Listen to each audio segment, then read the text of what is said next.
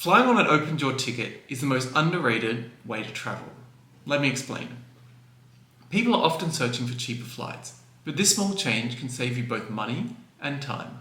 Let me start with some sample itineraries, then I'll explain what open-jaw is and show how it can save you. Imagine you're going to Australia from Europe and want to go to Perth and then Sydney.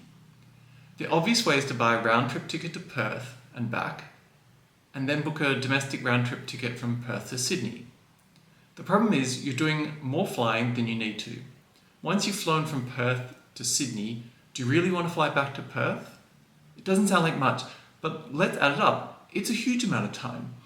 Leaving the airport 3 hours before your flight, 4 to 5 hours in the air, deboarding, traveling out of the airport, that's a lot of time wasted.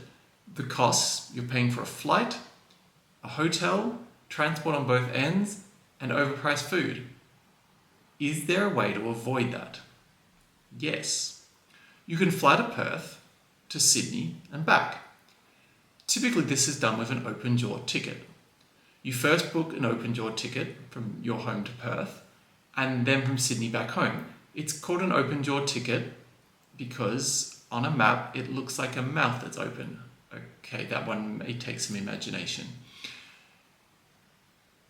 Now you have your international ticket sorted, you just buy a domestic one-way ticket from Perth to Sydney. So, what are the benefits? One fewer travel day is a huge bonus.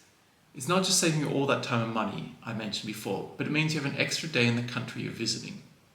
It also means one fewer flight that can be delayed. This is a major benefit. Imagine that example that I gave before.